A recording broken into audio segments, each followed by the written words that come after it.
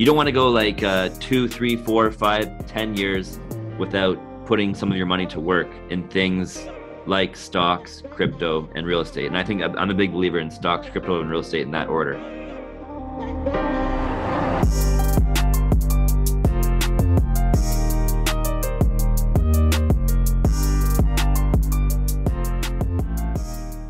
Hi, everybody, and welcome to another episode of the Smarter Money Show. My name is Vlad Sherbatov, and today we have another special guest on the show. He is an all-in entrepreneur and marketer who, over the past decade, has been working on a certain lifestyle, a lifestyle of personal fulfillment, of financial wealth, and of freedom. And today he teaches others a blueprint of how they can follow his footsteps and also materialize this lifestyle through the power of digital marketing and investing. Please welcome the founder of Grow with Search, the wealthy marketer himself, Matt Colangelo. Thank you, Vlad. I've always dreamed of having like an introduction like that. That was like the first ever one. So did you like that? Yeah, good on you, man. Good on you. Very well done. Matt, I've been following you for quite some time and your projects that you've been involved in. So congratulations on that, of course. And I want to hear from you how you describe who is the wealthy marketer. The wealthy marketer is someone that I came to be over the course of a 25-year journey. Started out in high school. I was lost. I didn't know what to do. I was having trouble finding my passion, having trouble figuring out who I was as a person. But there was this marketing course that I took in high school, and that immediately led me down a path to fulfillment. Right. So I found a passion for marketing in high school, and then that led me to going to college and university for marketing, where I really, caught my stride. I did well in school. I made really good connections, and I figured out, hey, you know what? Marketing is something that, I can do for a living. Marketing also brought me many great relationships. I met my wife while in school taking marketing, and I've made many, longtime friends, and ultimately been able to create a career through marketing, right? But that's just the starting point. Finding my passion for marketing is what led me to the path of becoming the wealthy marketer. There was a lot more stuff that unfolded to make me the wealthy marketer today. So once I kind of got things kind of ironed out and started to establish my career path in marketing, then the wealthy side of being the wealthy marketer came to be. I realized that, the 9-to-5 wasn't for me. I realized that I didn't want to just live a very constrained and, normal life. Right. So I started to develop these principles in which I could kind of, lead by example, pursue my dreams, and live a fulfilling, complete life in the process. So the wealthy marketer ultimately is someone that thrives through the power of digital marketing, right? I make a living there. I serve people through digital marketing, right? I find fulfillment in digital marketing each and every day of my life. But beyond that, I then take the money that I earn with digital marketing and I invest it. Very important. You got to take what you earn and you got to put it to work, whether it's in stocks, crypto, and real estate, or ideally a combination of the three. And then it's just being in a position to have freedom over your time and place, being able to go where you want, when you want, however you want to do it, and find fulfillment beyond the work that you're doing, right? Whether that's spending time with family, traveling the world, going on little mini adventures. I'm here in BC, lots of nature, beautiful mountains, trees, right? We go on hikes all the time, things like that. So the wealthy marketer is someone that I came to be over the course of 25 years. And now I've kind of established this framework through a lot of trial and error. And now I'm in the position to actually self-actualize as the wealthy marketer. And now I'm on a mission to help more marketers become wealthy marketers through my principles, right? So ultimately what I'm trying to do, lead by example, and then also help people make a living through digital marketing, find fulfillment in their day through digital marketing, perhaps even launch a side hustle or new business through digital marketing. And then ensuring that as you kind of follow a digital marketing career, you're investing your money wisely into the key investment opportunities that exist in the world. You're gaining freedom over your time and place, and then ultimately living a very fulfilling life where you can make the most of what this world has to offer you. It sounds like the wealthy marketer is very much like an intersection between your personal lifestyle and your professional career. Can you apply the wealthy part to other careers, or is it just kind of tied to marketing only? Sure. It's a great question. Ultimately, you can to other things, but I think the one advantage that you have with marketing, and especially digital marketing, everything's done online, right? So you don't have to go to a physical place to service the customer, right? You're doing it, from your laptop, from your office, whatever, right? So then that presents you with unique opportunities for freedom that, say, other careers may not be able to provide you, right? So say, for example, working at a bank, most likely you got to kind of go to the office, right? Or what else? Doing landscaping or construction or things like that. You kind of got to go on site, right? Your time constrains you to whatever job you're working on, wherever that is, right? So it is possible to, do this kind of stuff in other careers and other fields. But I do believe that marketing and digital marketing itself has a little bit more of an advantage over most other career paths that exist out there in the world today. And it sounds then it's because there's lots of marketers out there that also have full-time jobs, right? And Yeah. they have full-time jobs. So what you're talking about is a lifestyle of entrepreneurial type of marketing where you're running your own business and getting your own clients and kind of freelancing. Is that right? That is one way of doing it. But I also believe that, for example, I run a digital agency and we have 12 team members, right? And I believe that each of my team members that are doing marketing for a living, or they have some sort of tech or creative role, they have the opportunity to some degree, get more freedom over their time and place as they go throughout their career, right? So, maybe right now, my team members, they come to the office 2 or 3 times a week, and then the other 2 or 3 times a week, they're working from home. Or, they want to plan a trip or they want to go on an adventure, I give them opportunities to make that happen through a little bit more of non-traditional setups. I think the freedom over time and place, it ultimately comes over time. And you can get freedom over time and place working a 9 to 5 as a marketer. Maybe not to the extent that someone like myself has it, right? Because I've I'm 40, I've gone through the ringer and paid my dues, right? It's imagine this kind of graph where you start out with a little bit of freedom, and then over time that freedom increases. Whether you're working a 9 to 5 and working as a part of a team in a company, or eventually then kind of trailing off and doing your own thing. And the truth is that it's the gig economy is on the rise. And even employers are creating new rules and relaxing rules about in-person attendance. They're allowing people to do more things at home anyway, even to just remain more competitive with other employers that are sometimes even taking on an entirely remote staff type of direction. So I think absolutely it's almost like a skill now that we need to acquire, even if we have a full-time job, that, hey, I need to put myself in the mindset of being more flexible and putting my time to use, because maybe it's not as locked away as it used to be before. Definitely not. Yeah. I think more and more people today in the new world order have freedom over their time and place, right? But it's a balance too, right? I think some people think that they're going to have all the freedom in the world based on what they do, but the reality is that probably is not it's not going to be 100%. But yeah, I think the compromise is the hybrid setup, right? Where you do show face and collaborate with team members at the office, because that is a very powerful thing, and you can't replace that kind of face-to-face interaction and the power of that and the results that you can get out of that.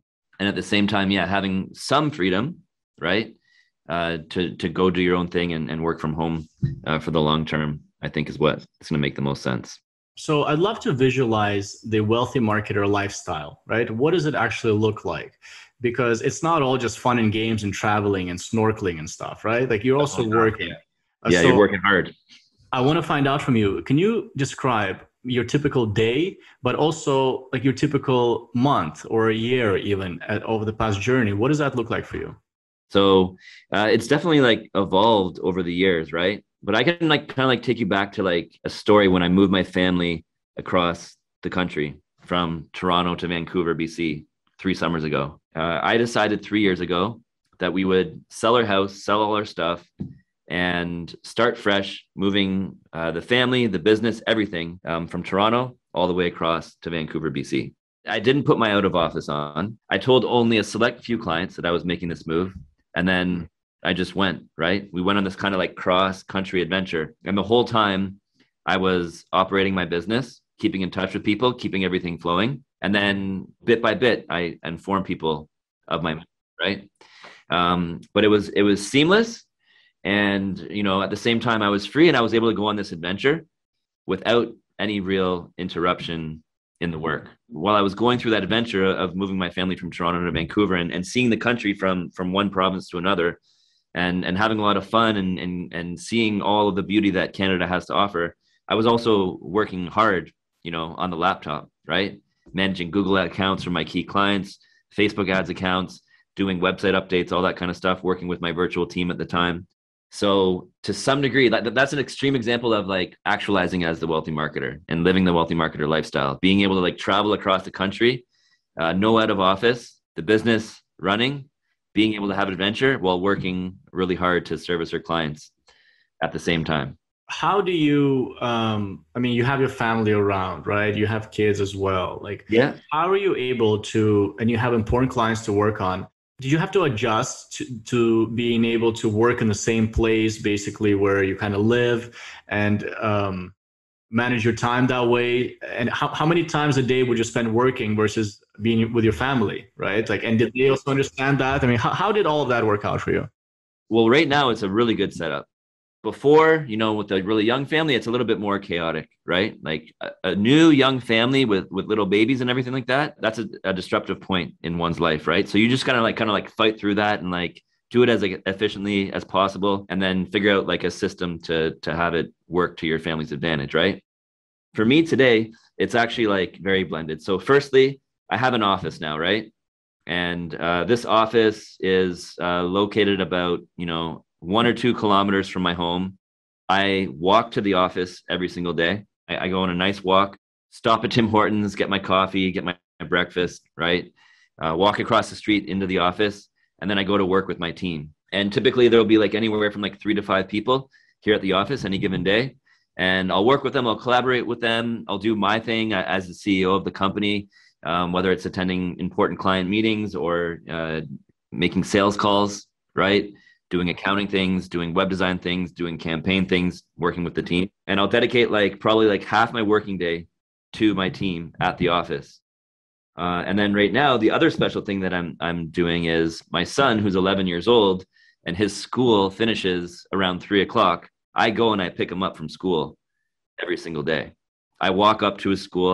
We're in Burnaby, which is just right next to Vancouver, and it's very mountainous, right? So I walk up this big hill to get to a school, and I pick him up and I bring him home, and like I'll spend time with him and like I'll get him a snack kind of thing.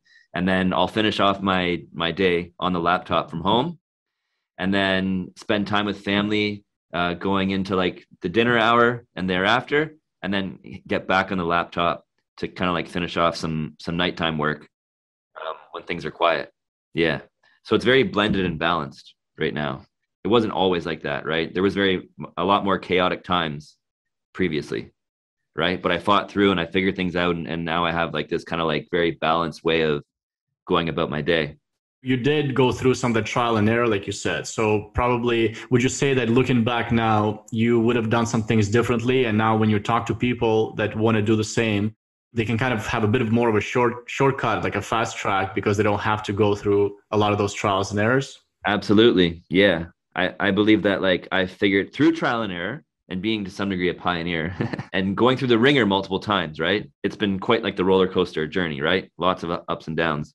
But through that, all that trial and error and like carving the path, I believe that I figured out a system that any person, whether they're my age, older, or probably to the most advantage, younger, can literally learn from me and follow my step-by-step system and ultimately come out better than even someone like myself, right? Because I figured out the path, and at the same time, all these big tech platforms, these major systems that we kind of like adopted in their infancy, they're all very mature and extremely powerful. So you can learn digital marketing in its maturity, right? And leverage it for, right now it's at its most powerful point, right? You can then take my advice on, so you're doing digital marketing and you figured out like a skill set and you now have this career and you're making money and maybe you even have a side hustle. Now, these are the things that you can do to invest that money and ensure that you're kind of like going towards financial security and freedom. And then as you're kind of like maturing in your digital marketing journey, you can then start to gain freedom over your time and place. And here's how that looks, and here's how to do it. And this is how I did it, and this is how you can too. So one of my favorite things about the entire concept of self-education, which has been, I think, exploded in the social media age, and especially with the young generation now, with just so much more information available to them, is that because of this, we now have different sources of information. Some of them are not that great, but others, like yourself, are very different from what, for example, traditionally we would have been exposed to. So I went to school for marketing and I learned about what market research is, and like how to pick a target segment or something like that.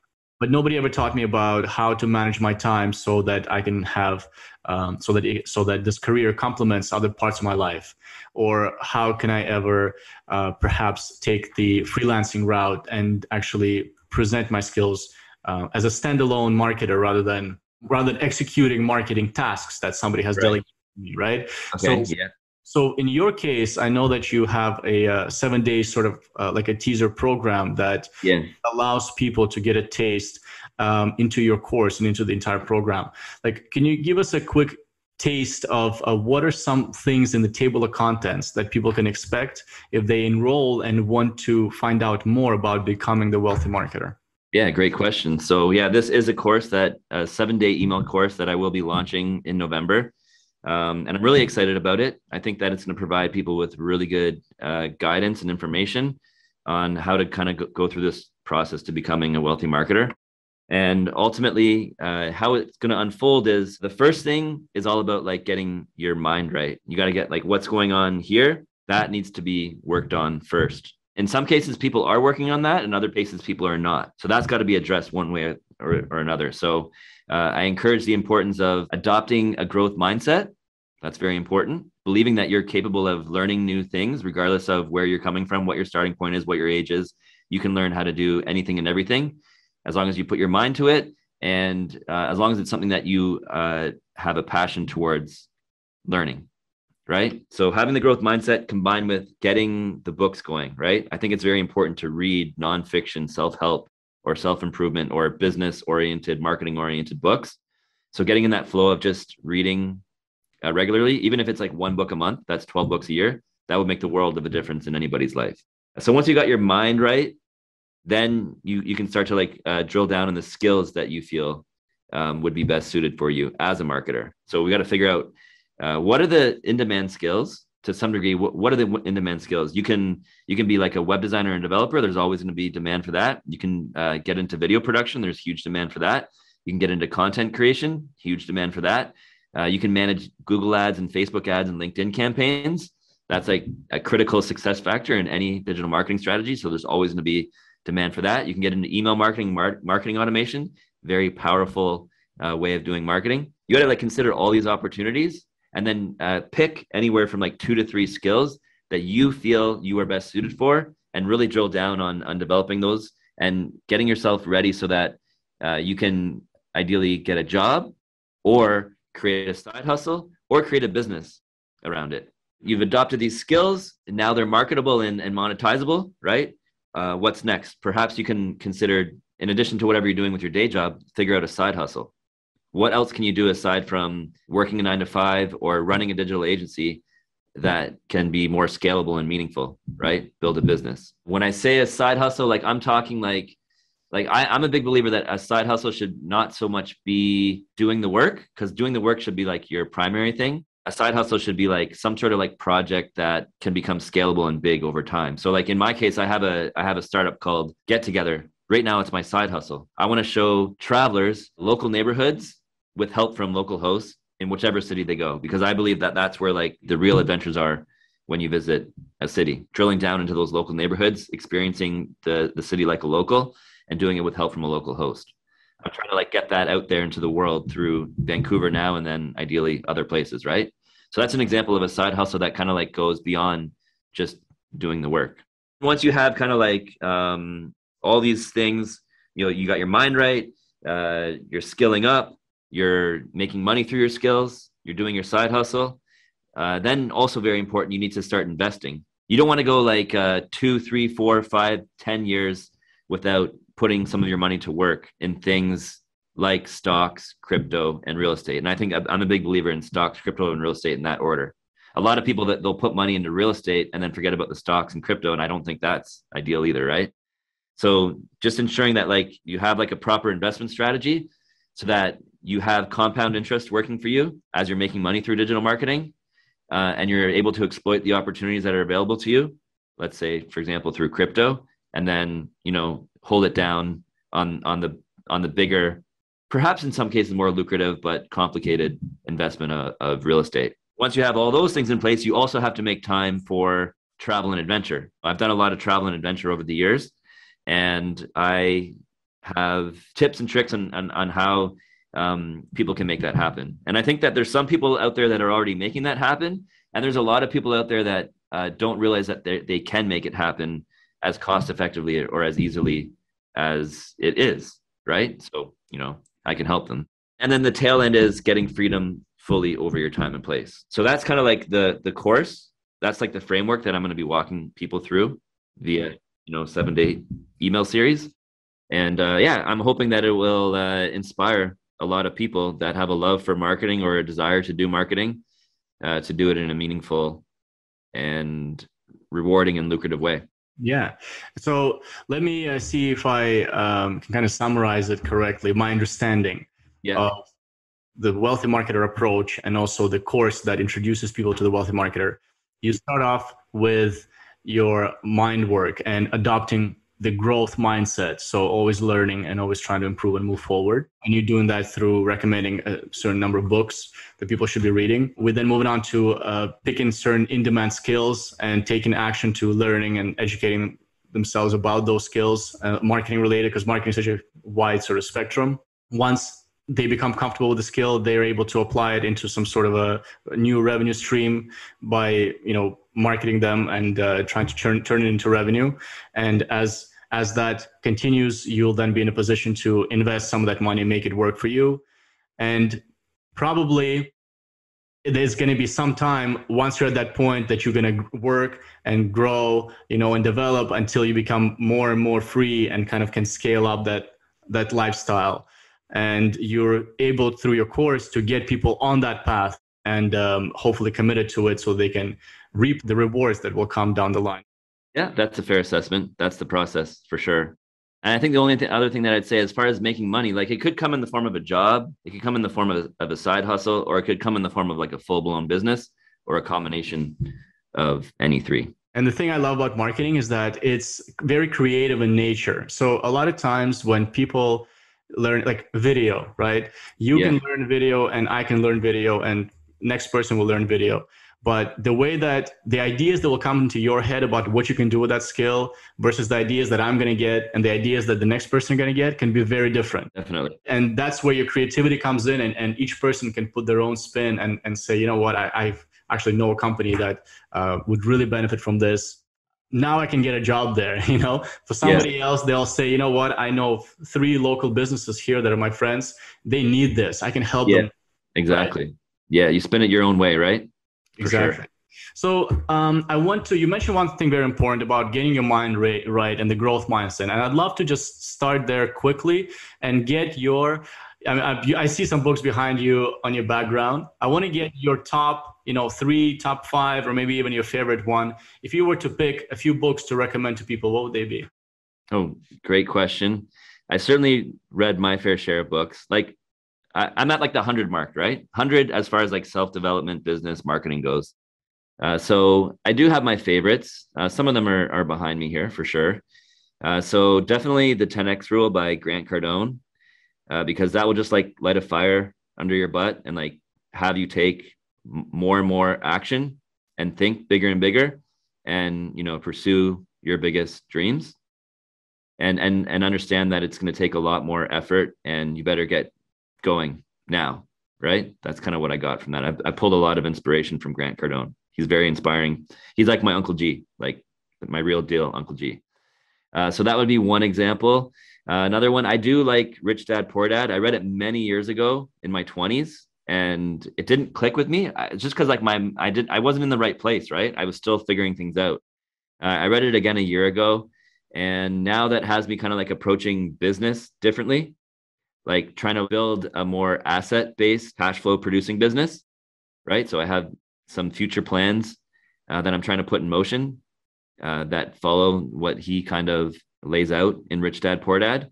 And then also, I'm at the point right now where over the past couple of years, as we went through this pandemic, I went from, to some degree, being a solopreneur, right, to now being like a CEO of a company that has employees and team members and a good company culture, right? And that kind of like plays into what I learned through a combination of probably, Robert Kiyosaki, Rich Dad Poor Dad, and Grant Cardone, the 10X Rule, and a few others. There's another like really quick read. I don't remember the name of the author, but it's just called Built to Sell. And you could like literally read it in a couple days.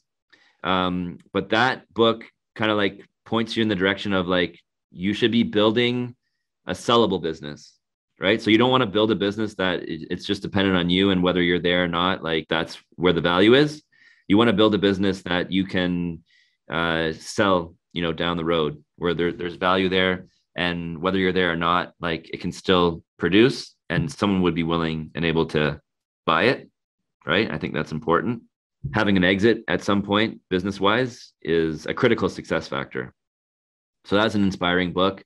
And then I also really like Crush It by Gary Vee. And that's like an old school book, but still relevant to today. It's all about building a personal brand and putting yourself out there and continuously producing content, as I think to some degree you and I are both doing, and we both understand that.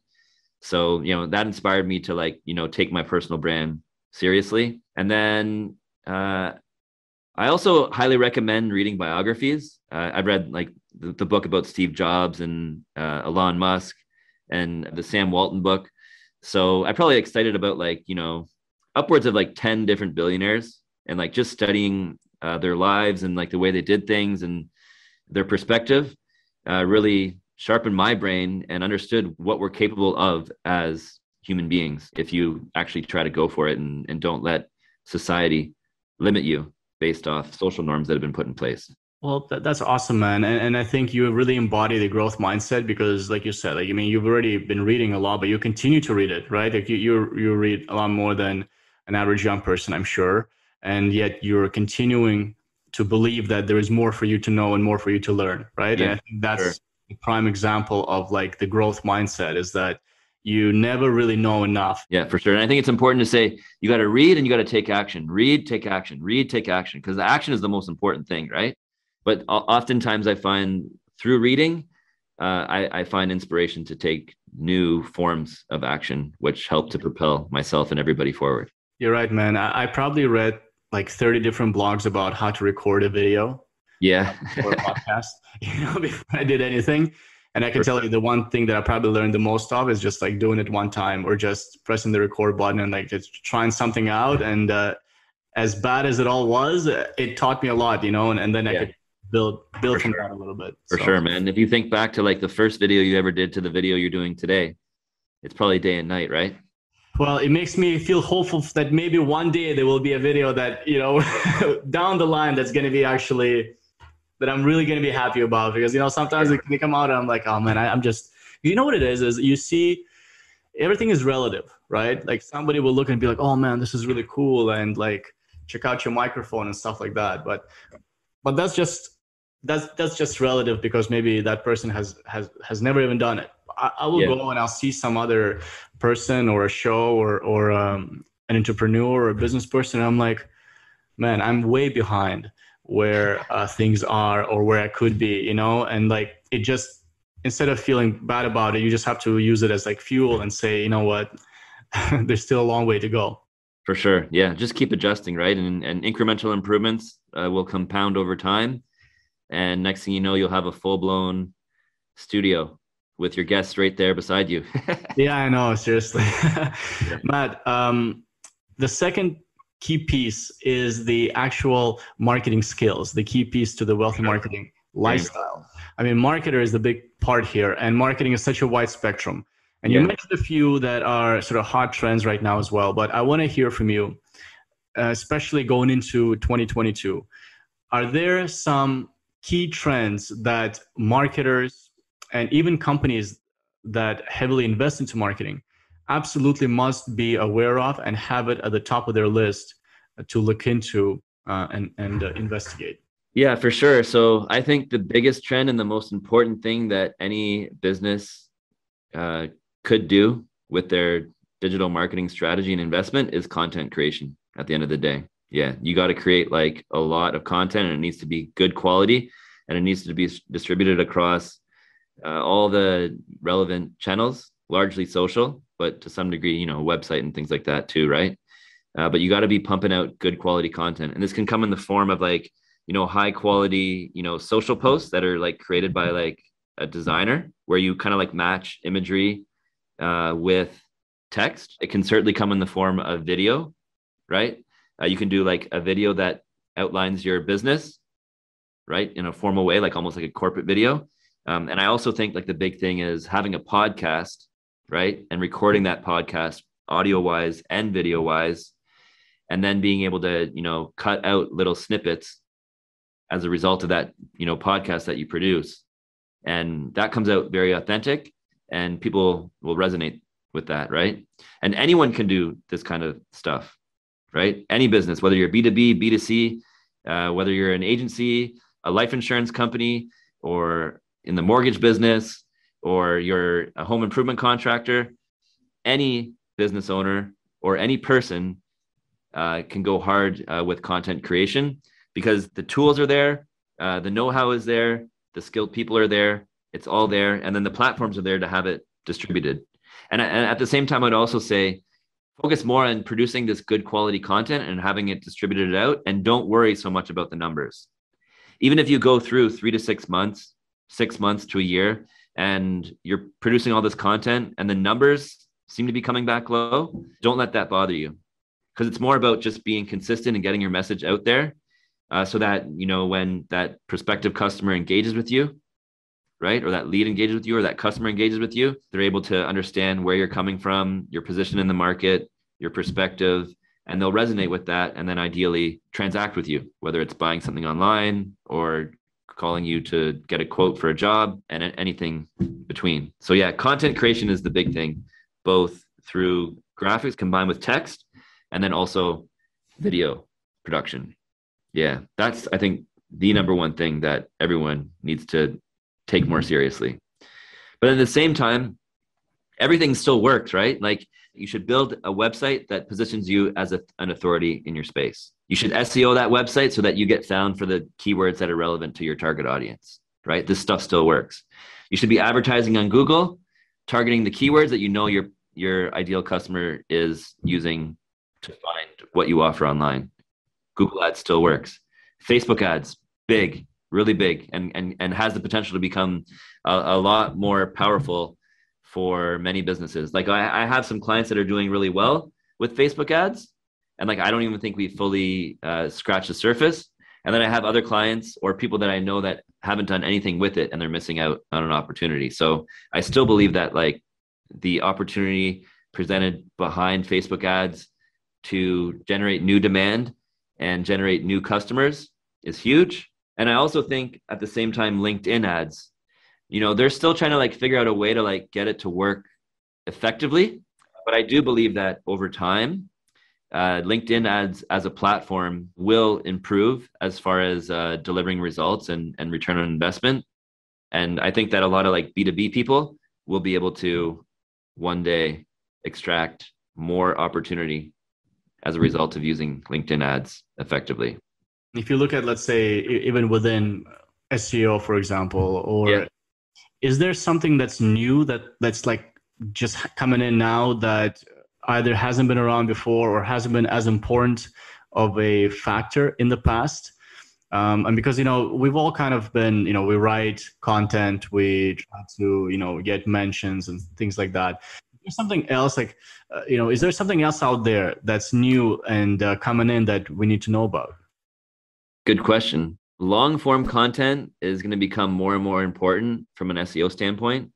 So instead of just having a thin website or a thin web page with in and around 500 words, and probably to some degree, this, you kind of like got to push it beyond like the 1,000, 2,000, 3 and even 5,000 mark, right?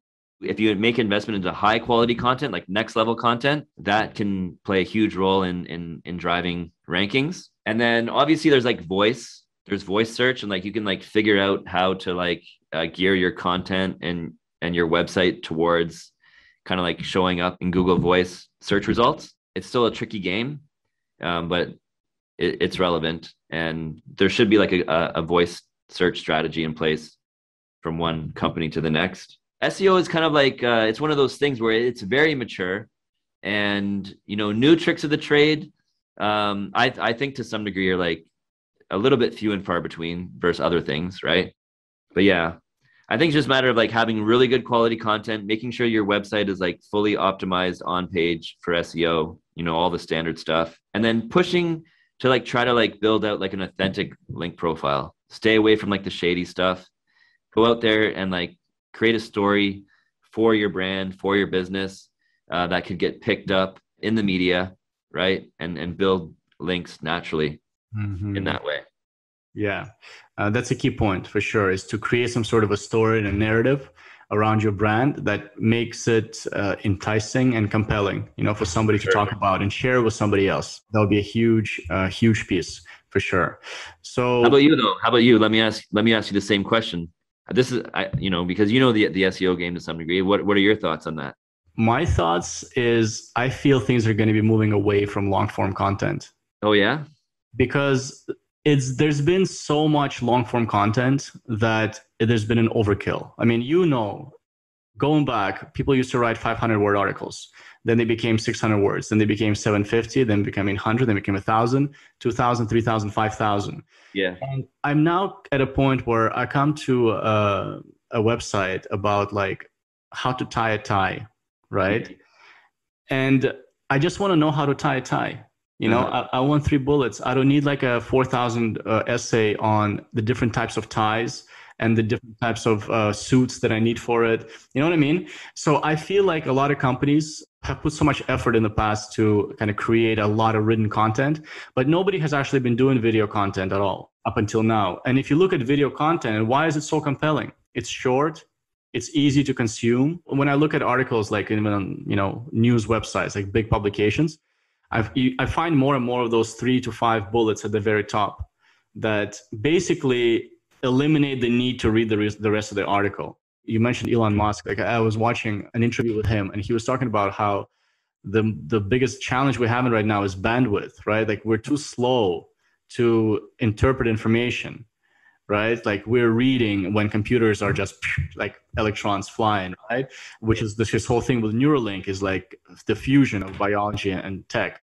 So to me, what I'm seeing, and I'm like, I just don't see our attention span continually going down and us wanting to read like more. I think that absolutely like video and content creation is number one for anybody who's in the business field and wants to like establish their personal brand as well, because sometimes people are coming out now and they may not have that already formulated, but it doesn't mean you can't start working on something. But I think coming up with a more effective way to deliver valuable information and less fluffy information, like I think there's been this move towards bulk content has created more fluff just naturally. The good content creators are being rewarded for long form content, but there's also a bunch of repetitive, just fluffy, long articles that are the same, just rewritten over and over and over and over and over again. And I feel like Google is going to start catching up to it and say, long form content is great, but you better make sure that it's like good quality. It's warranted to be that long. You did like a research study, you have a white paper, you did a survey, like it needs to be that long. It's not just a 5,000 word blog, because the next best ranked is 4,500 words. So this guy wrote a 5,000. Yeah. Like Yeah. I feel like Google is not gonna reward that the way that it did Well, before. maybe they'll adjust their algorithm then. Yeah. Okay, adjusted a little bit, but I mean, you know what, man? Like, who knows? Who really knows? Like, we can kind of contemplate and guess, but Yeah. You don't know. Yeah. that's how I feel. That's how I Got feel. it. Got it. You So my know, feedback would be like, I still feel that as far as a website goes and web pages and blog posts and everything, like high quality long form is necessary, but then maybe matching that up with a video to go on top. yeah, Yeah. yeah, those are good. Too. Yeah. Like those websites where you land and you can see a message from the founder or a team member. I mean, big companies are starting to do that, right? Like financial companies are starting to put a face to the brand, which never used to happen before, right? Like Have to know. Yeah. McKinsey CEO, the McKinsey Investment, one of the biggest mutual fund companies, their CEO is regularly on LinkedIn. I see him. Yeah. I see the RBC CEO right? as well. That never used to happen. Yeah. That there's a face now that people can actually see, right? And it's so out there in the public. So I think big brands are jumping on it. I'm excited, man. You know what? I'm curious to see where it brings. So that's why I wanted to get you. Definitely. Yeah. So I think we can both agree that like the content creation, right, for distribution on across the social platforms, that's the big thing. And this kind of moves us on to the next point, because whatever discipline you pick, marketing is a very in-demand discipline, because especially in the social media connected kind of world, like it's not just marketing now, it's also communication. So I think that people that take it seriously and are willing to invest the time to develop a skill, there's no question in my mind they'll be able to turn it into income, whether it's a full-time job, part-time job, or a side hustle, whatever suits your boat, right? Entrepreneurship is also not for everybody. Like side hustling isn't for everyone either.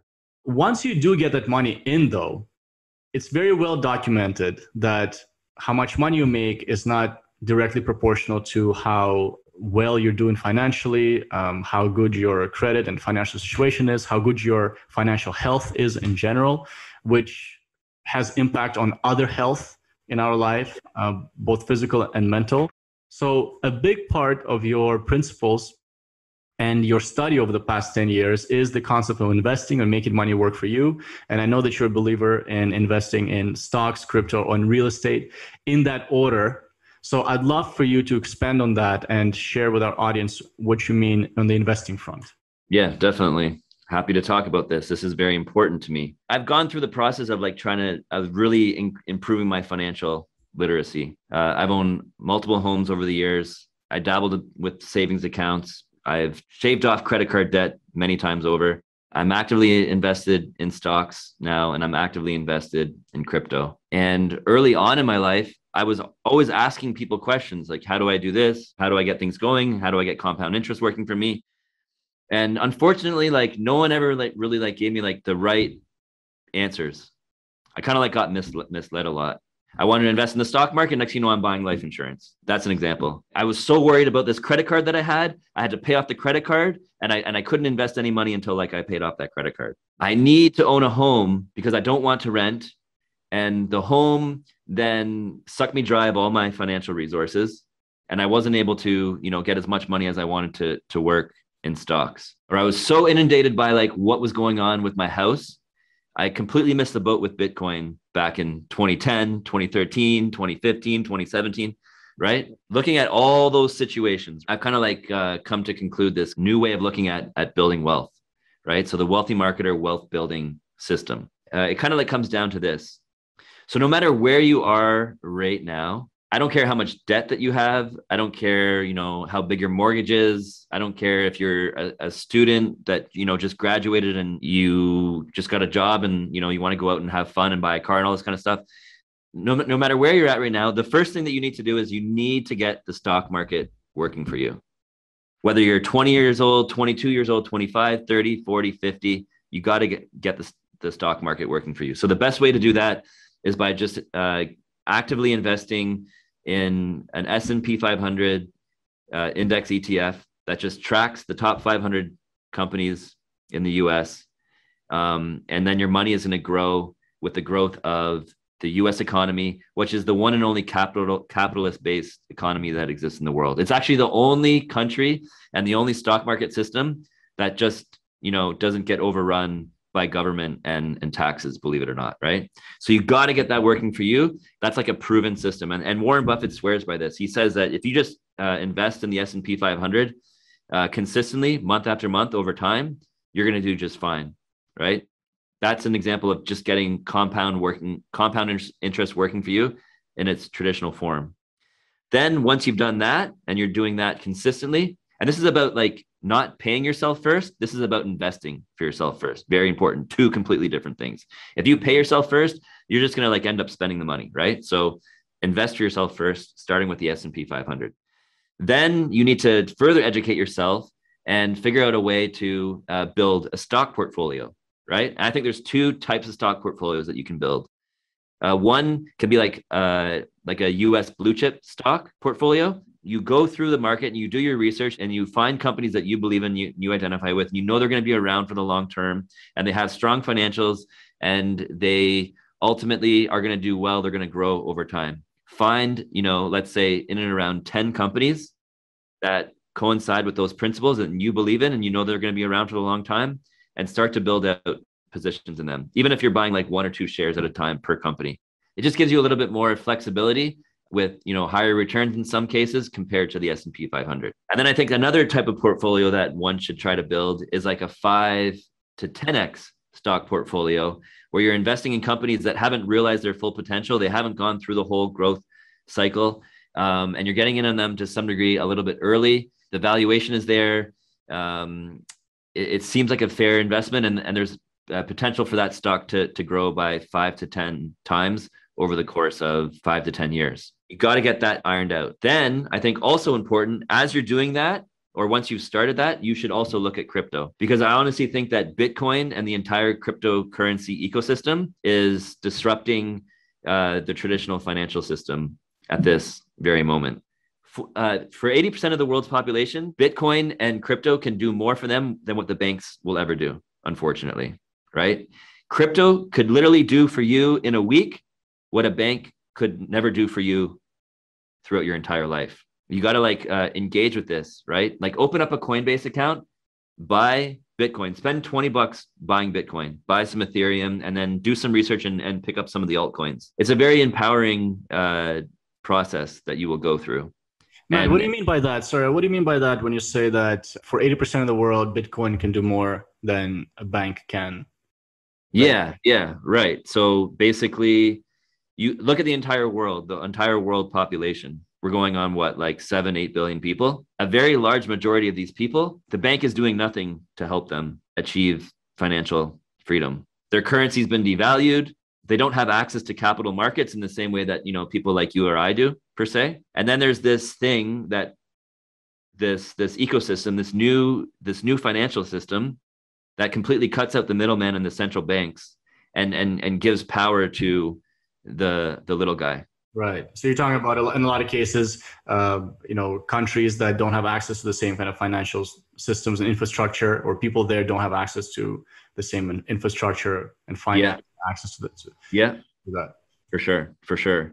And then them largely, but then also people like myself, even where I come from, and like my family tree and all this kind of stuff and whatever unfolded with me, like Bitcoin and crypto has been an empowering tool for myself and my family. And there's a lot of people from my generation that don't even realize this, that, unfortunately for you, based on where we're at in the debt cycle and based on the valuation of homes and, the housing market and everything, it's all like a little bit wonky. Like the stuff doesn't add up, right?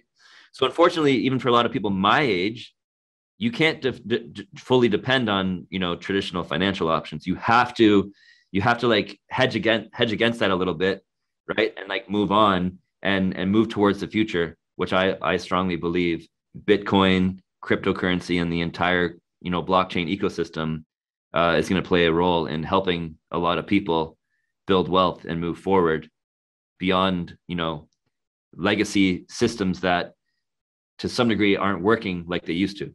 Right. So you mentioned hedging against a traditional system such as real estate, which has been a haven for investing For for sure. decades. What do Yeah. you think is currently not right with the real estate market? Good question. So my big thing, especially here in Canada, is that house prices no longer align with household income. The odds of someone qualifying for a home based off their income, I think it's like less than 50%. I honestly think it's less than 50%. House prices are so high, wages and income have stagnated. We can look at charts, right? The working person can no longer buy a home just based off, let's say, for example, if they tried to save for a down payment and use their income to qualify. They're dependent on, in many cases, their own investment acumen, right? Making really strong investments and building up money. Very hard to do, actually, right? They're dependent on that. They're dependent on, being like an engineer or a doctor and making, 200K plus a year, right? Or what else are they dependent on? Generational wealth. Inheritance. Generational wealth, right? Yeah.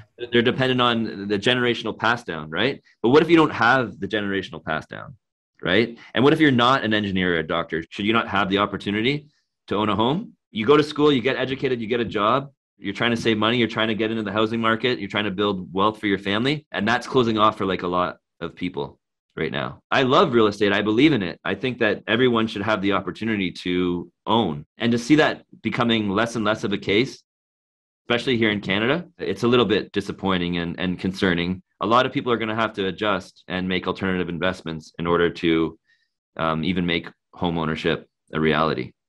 I even remember, even through my lifetime, like around 2010, even before that, when people were feeling that we're in a housing bubble and we need to definitely not purchase anything because this thing is about to crash, and and then the next 10 years go by and we're like in the same zone. And probably if I speak to somebody older than myself, they'll recount some stories like that in the past as well. And traditionally, in the past, mortgages used to be smaller. The idea of having $1 million mortgages that are commonplace these days would sound outrageous to somebody that perhaps is one generation behind us. And if you actually do the math on the long tail interest lump sums that you're going to have, that you will have delivered by the end of your amortization period, it's eye-opening and jaw-dropping sometimes, right? So we almost like sometimes want to be a little bit ignorant about how much are we actually paying for these assets, right? So-called assets. Definitely. That can take up a lot of our stuff. Do you feel like what's happening now is different from the real estate turbulations that we had in previous years? It's just a continuation of the same stuff ultimately. It's tricky, like let's say, for example, my parents and my aunts and uncles, they're to some degree kind of like stem from like the boomer generation or just after, right? They don't have the same issues that we're faced with today, right? They bought their homes based off their income, and their homes incrementally went up. And now all of a sudden, things just, skyrocketed. You can look at all the charts, right? It's just evident. What is driving these increases? So like, there's so many things, and I'm by no means like an economist or like a licensed real estate expert or anything like that, but I do have a read on it. And I know that there's certain things that are just not right about it. But I think like ultimately, obviously what's driving it is immigration and foreign money. And like everyone, especially here in Canada, like everyone wants to come here, right? Because it is a stable and safe place to be. People will do anything and everything to get their hands on a property here. And obviously there's also the supply and demand thing, right? This is important for us to talk about. People keep on talking about how there's not enough supply and there's a lot more demand. And it's celebrated like it's a great thing. That's why house prices are going up. Okay. So when are we going to actually do something about the supply? Because the builders aren't building to help, balance out supply and demand. They're building to like maximize the profits on whatever they're building, right? And I understand construction costs are high right now too. The government isn't doing enough to, curb the lack of supply. So now we need to come up with new solutions. What are we going to do to like address the supply issue? We have all these people coming in. We have all these people that have been born here and educated here, and they want a chance at the Canadian dream. What are we going to do to like make that happen? New solutions need to be executed. I haven't really seen them come to fruition. I almost feel like to some degree, I might have to be the guy that's going to have to start, talking to people and figuring it out. And if it's not me, then it's got to be someone, because the continuation of whatever is going on right now, like, it's just going to like end up really bad. Like, our kids won't be able to accomplish anything without us ultimately. And that's not ideal, and in America, that's not the case right now. You can go get a good education in America and find a nice place to live without freezing your butt off for, 300,000 US, right? So it's not a global thing, but it's certainly an issue that exists in Canada and many other countries. And obviously there's multiple forces behind it, but let's here in Canada, let's figure out solutions to balance things out and give everybody like a fair chance at home ownership again. Yeah. And there is a segment of people that will also argue that home ownership is also a social norm that has been sort of instilled into us, but it's not necessarily the one and only way to live a fulfilling life, right? And even you said yourself, from Rich Dad Poor Dad, having a house is far from having a cash cow, right? So it's not exactly that. And there are now people that will actually paint pictures and demonstrate how renting and investing the difference smartly, which is a key part, the difference between the cost that you would have paid for owning a house, which is a much, much higher cost, investing that difference properly, it can bring you to a better financial place math-wise than, if you were to own a house and pay those costs down onto the house as well. So there are different kind of schools of thought. You can hedge against not owning real estate, but I do believe that then your investments are a little more liquid. And I think that in many cases, unless you're super disciplined, you're going to like end up falling short. Well, that's the problem, right? And that's why they call home ownership is like a forced savings plan. Like you have no choice but to put that into it and build up that equity. So people think a lot of finances has to do with math, but it's more psychological, right? And it has more to do with habits than it does with math and like hard division, multiplication. Listen, I agree with you. I felt that pain for a long time. I definitely agree with you that the young people are in a tougher spot in terms of housing affordability. So unless they have some help, and there are now, it's not as funny, there are products now that are designed for people that are older people, like a reverse mortgage, for example, is a great example. This is for somebody over 55 that doesn't want to live until they're dead to help their loved ones with an inheritance. So they can actually take a reverse mortgage, use their own house to unlock like 50% of that value. The baby boomers are doing this. They're unlocking 50% of their value. They don't have to leave their home. They don't have to make their mortgage payments. They're basically done. But they can pass that, 50%, or maybe it's a few $100,000, maybe it's a couple hundred, to their grandchildren, to their children, to make a down payment, to invest into something, And it's I hope more of them are doing it. Yeah, I hope more of them are doing it. Because, hey, listen, like, do you really want me to wait like another 20 years? Who knows what's going to happen? Like, use the money now, right? Yeah, for sure. In fact, I'm going to be alive to even see you use it, maybe some together. That's a responsible thing that, to some degree, that generation should be doing. Some of them are and some of them aren't, right? And it's just all dependent on, where your mindset is at, where your head is at, right? I think that's good that type of product is out there. And I think it's good that there are people from that older generation that to some degree, have done well for themselves naturally, that they are, passing it down. Yeah. And then the ones that aren't, it's kind of unfortunate. I also have tremendous faith in the young generation. Like a lot of people like to hate on that. Like people love to hate on the young kids because they think that they're just all entitled and like walk around and watch TikTok all day and with their phones with their noses in their phones. But I truly believe that a lot of them don't get enough credit. I think that young people today are actually much smarter than we were at the same age. We're different. Like we're different. We have the different hobbies. We didn't grow up with YouTube. We didn't grow up with Facebook. But that's not their fault that they did. That's not their fault that from a young age they see their parents on their phones, right?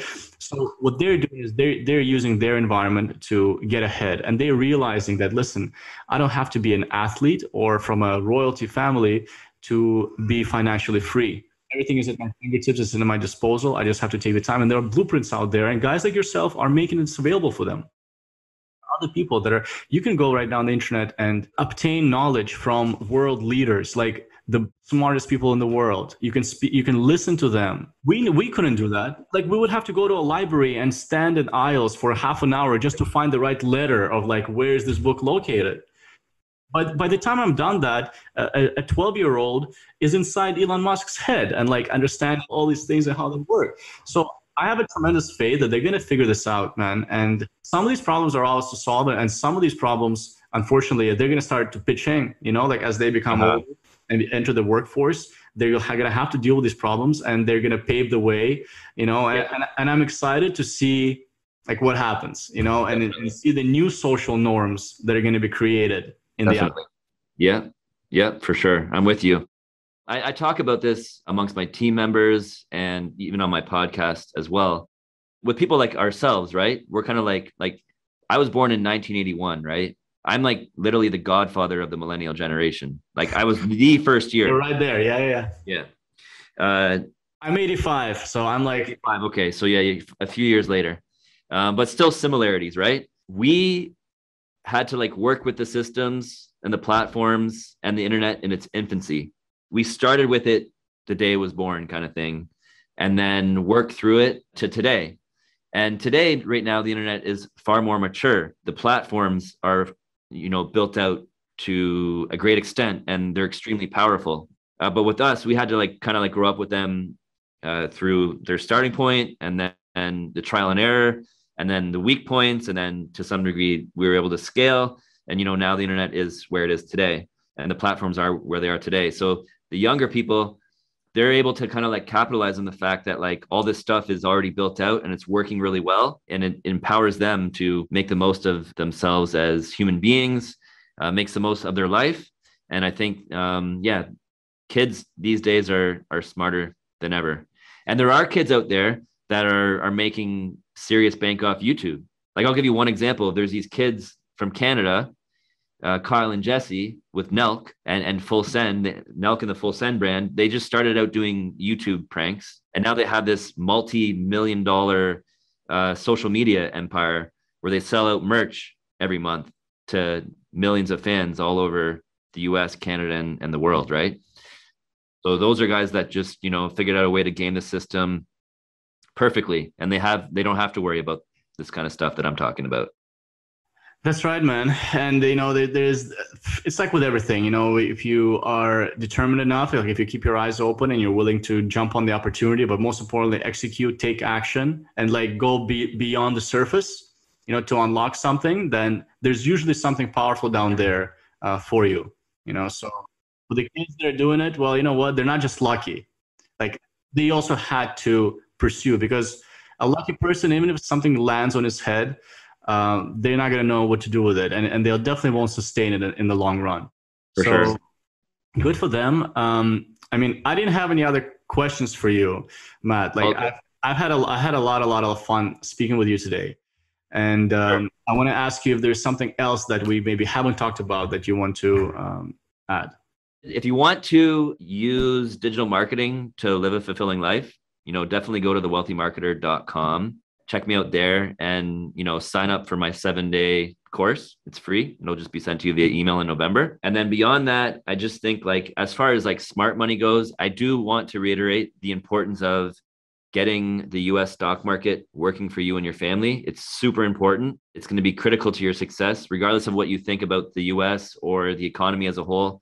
You got to do that. And then you got to work on your financial literacy, learn how to build a stock portfolio. Using like a discount brokerage platform such as Questrade, for example. Buy some crypto, download the Coinbase app, and go through the process of buying, even if it was $20 in Bitcoin and a couple other coins. Just go through that process, because I guarantee you're going to feel very empowered by it. And then, you got to figure out a way to get into real estate, because I do believe that I don't think we're crashing tomorrow kind of thing. This thing's going to carry on for the long term, unfortunately. So you got to figure out a way to make it work. And get out there, see the world, travel, get freedom over your time and place, and live a positive life. Surround yourself with good quality people, and live your best life in the process. And that's all I got for you guys. Matt, I want to thank you for being a guest on our show, for sharing your insights and your secrets that you've learned about being the wealthy marketer, and how others can learn from you and adopt it to their life, so they can also live a more fulfilling, more rewarding life that's on their terms, and ultimately get more freedom. And we're going to be following your adventures. I look forward to seeing more from you. So thank you once again, and have a wonderful rest of the day. Thanks, Vlad. It was a pleasure to be your guest.